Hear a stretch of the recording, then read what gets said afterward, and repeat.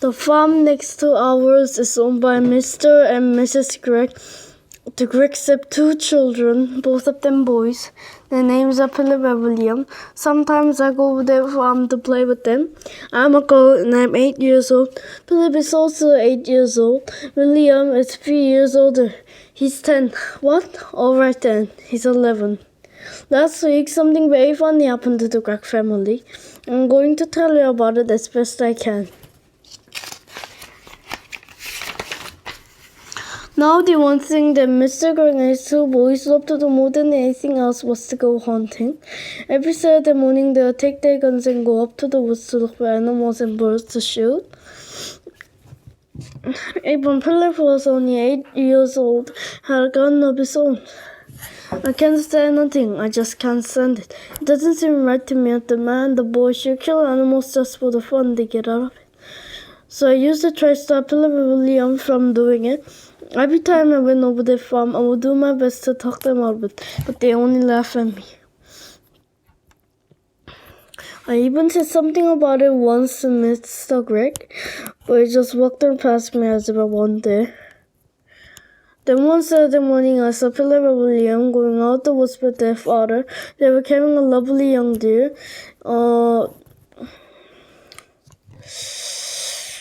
This made me so cross that I started shouting at them. The boys laughed and made faces at me. And Mr. Gregg told me to go home and mind my own P's and Q's. Well, that did it, I read. And before I was able to stop myself, I did something that I never meant to do. I put the magic finger on them all. Oh dear, oh dear. I even put it on Mrs. Gregg, who wasn't there. I put it on the whole Gregg family. 4 months I've been telling myself to never put the magic finger up on anyone again. Not after what happened to my teacher. Oh, Mrs. Winter. Poor Mrs. Winter. One day we were in class, she was teaching us spelling. Stand up, she said to me, and spell cat. That's an easy one, I said. K-A-T. You're a stupid little girl, Mrs. Winter said. I'm not a stupid little girl, I cried. I'm a very nice little girl. I'm going to sit in the corner, Mrs. Winter said. I got cross and I see it. And I put the magic finger on the Gregg family. Magic finger on Mrs. Winter, good and strong almost at once. Guess what? Whiskers began growing out of her face. They were long black whiskers, just like the ones you see on a cat, only much bigger. And how fast they grow. Before you had time to think, they were out of her ears. Of course, the whole class started screaming in laughter, and Mrs. Winter said, "Will you be so kind as to tell me one you find so madly funny, all of you?" And when she turned around to write something on the blackboard, we saw that she had grown a tail as well. It was a huge, bushy tail. I could not begin to tell you what happened after that, but if any of you wondering whether Mrs. Winter will be quite all right again now, the answer is no, and she never will be. The magic finger is something I've been able to do all my life. I can't tell you just how I do it because I don't even know myself. But it always happens when I get cross and I see red. Then I get very, very hot all over. Then the tip of the forefinger on my right hand begins to tingle most terribly. And suddenly a sort of flash comes out of me. A quick flash like something electric. And jumps out and touches the person who had made me cross. And after that, the magic finger is upon him or her and things began to happen. Well, the magic finger was now upon the whole of the Gregg family, and there was no taking off again. I ran home and waited for things to happen. It happened fast. I shall now tell you what those things were, and the whole story from Philip and William next morning after it was all over. In the afternoon of the very same day that I put the magic finger on the Gregg family, Mr. Gregg and Philip and William went hunting once again. And this time they were going after for wild dogs, so they headed towards the lake. In the first hour, they got 10 bucks. In the next hour, they got another 6. What a day, cried Mr. Greg. This is the best yet. He was beside himself with joy. Just then, 4 more ducks flew over their heads. They were they were flying very low. They were easy to hit. Bang, bang, bang, bang went the guns. The ducks were on limits, said Mr. Greg. That's funny. Then, to everyone's surprise, the 4 ducks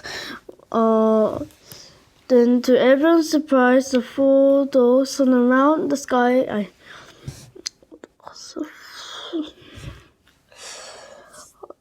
Those turned around and came flying right back to the guns.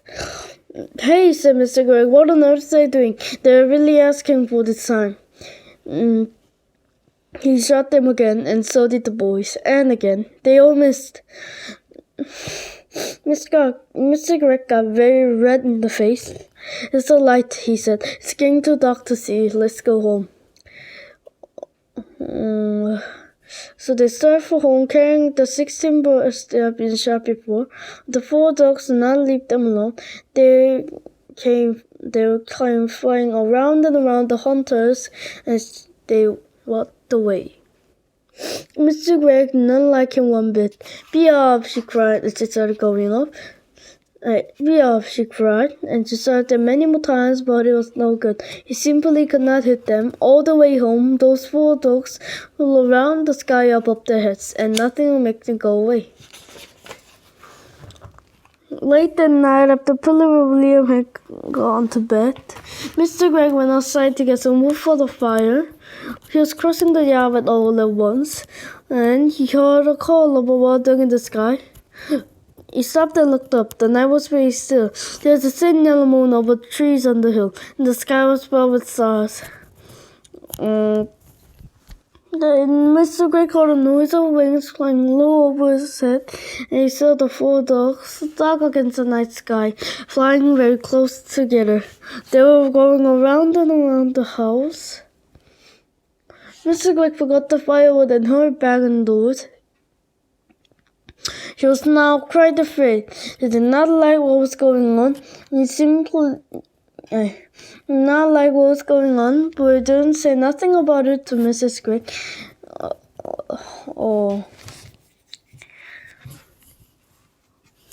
All she said once, come on, let's go to bed. I feel tired. So they went to bed and to sleep. When morning came, Mr. Greg was the first to wake up. He opened his eyes. He was about to put her hand to his watch to see the time, but her hand came out. Oh, that's funny, he said. Where's my hand? He lay still, wondering what was up. Maybe he had hurt that hand in some way. He tried the other hand. That one came out either, he said. Then, for the first time, he saw what it looked like. He gave a yell and jumped out of bed.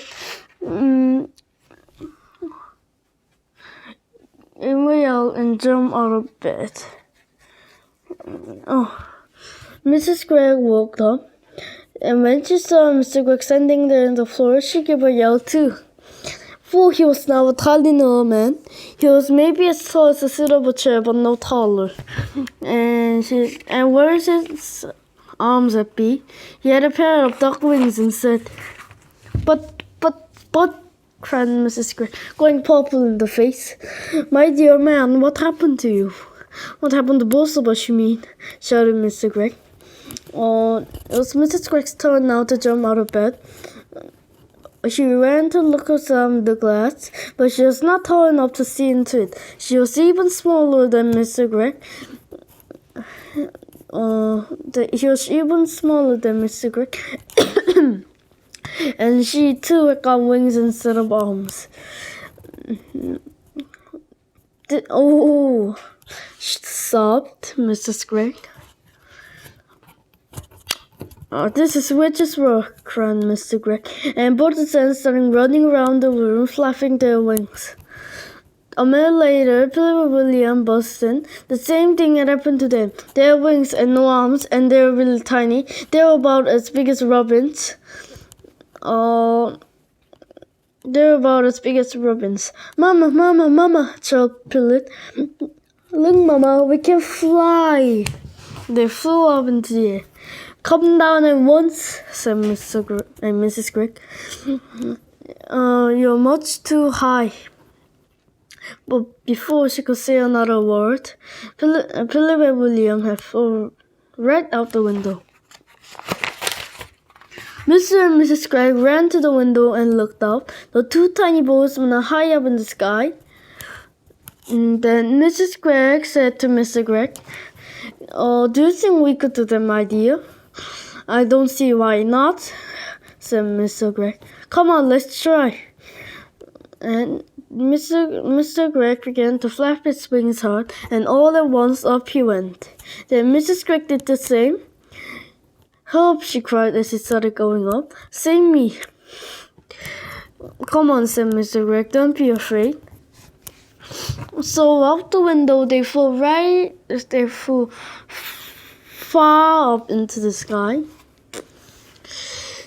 And it didn't take them much to catch up with Philip and William. Soon the whole family was playing around and around the house. Oh, isn't it lovely? Cried William. I always wanted to know what it feels like to be a bird. Your wings are not getting tired, are they, dear? Said Mr. Gregg. Not at all, said Mrs. Gregg. I could go on forever. Hey, look down there, said Philip. Somebody is walking in the garden. They all looked down and they blew them in their own garden.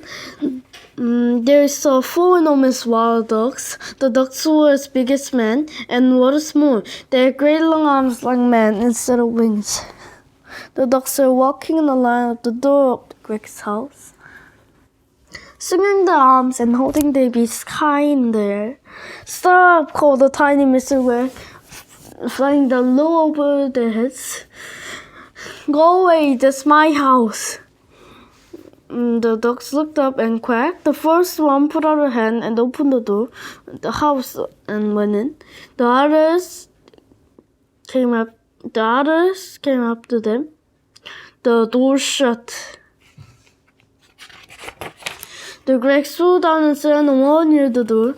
Mrs. Gregg began to cry. Oh dear, she sobbed. They're taken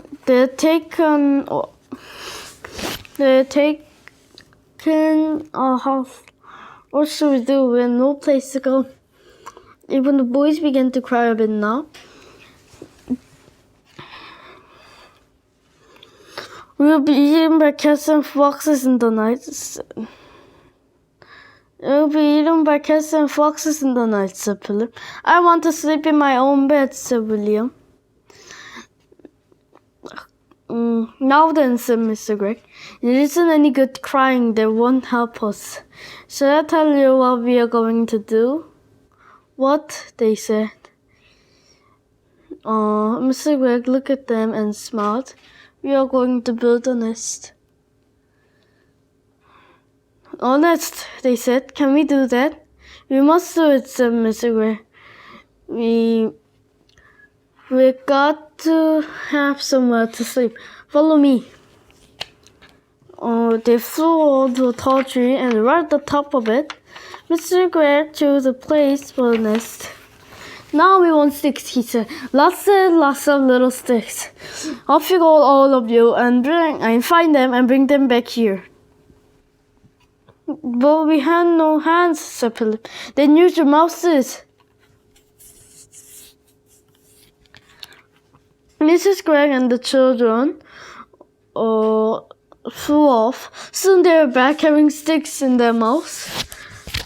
Mr. Gregg took the sticks and started to build a nest. More, he said. I want more and more and more sticks. Keep going. Mr. Gregg, the nets began to grow. Mr. Gregg was very good making the sticks stick together. After a while, he said, "That's not sticks," he said. "Now I want leaves and feathers and things like that to make the inside nice and soft." The building of the nest went on and on. It took a long time, but at last it was finished. Mr. Gregg was very pleased with his work. Try it, he said, hopping back. He was very pleased with his work.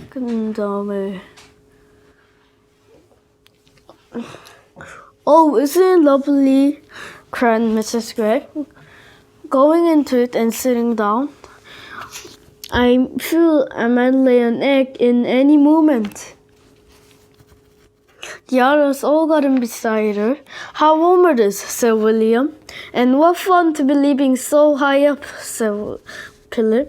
"We might be small, but nobody can hurt us up here." "But what about food?" said Mrs. Gregg. "We haven't had a thing to eat all day." "That's right," said Mr. Gregg. So we'll now fly back to the house and go in by an open window and get the tin of biscuits with the ducks aren't looking." "Oh, we'll be packed into bits by those dirty great ducks." "We shall be very careful, my love," said Mr. Gregg.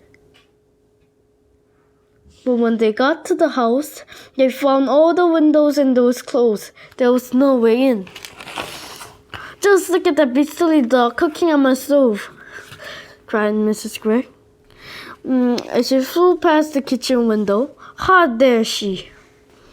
And look at that one holding my lovely gun," said Mr. Gregg, and shouted Mr. Gregg. One of them is laying in my bed," yelled William, looking into a top window. "Oh, and one of them is playing in my electric train," cried Philip. Oh dear," said Mrs. Gregg. "They're taking over our whole house.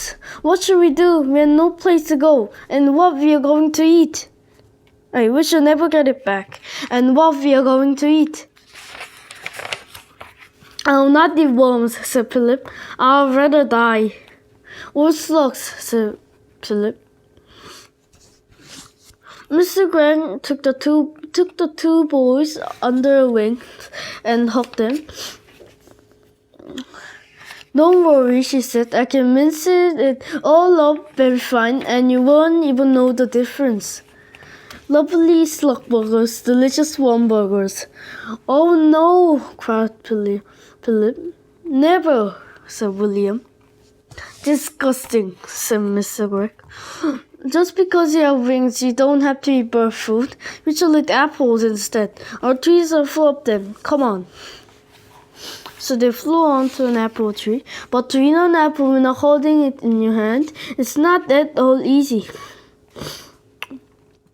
Every time you try to get your teeth into it, it just pushes away. In the end, they were able to get a few small bites each. And then it began to get dark. So they flew back to the nest and lay down to sleep. It must have been at about this time that I back in my own house, picked up the telephone and tried to call Philip. I wanted to see if the family was all right. "Hello," I said. "Quack," said a voice at the other end. "Who is it?" I asked. "Quack, quack." "Philip," I said, "is that you?" "Quack, quack, quack, quack, quack, quack." "Oh, stop it," I said. Then there came a very funny noise. It was like a bird laughing. I put down the telephone quickly. "Oh, that magic finger," I cried. What has it done to my friends?" That night, while Mr. and Mrs. Gregg and Philip and William tried to get some sleep up in the high nest, a great wind began to blow. The trees rocked from side to side, and everyone, even Mr. Gregg, was afraid that the nest would fall down. 끝. 와, 너무 잘해. 다 외웠어, 이거는. 이게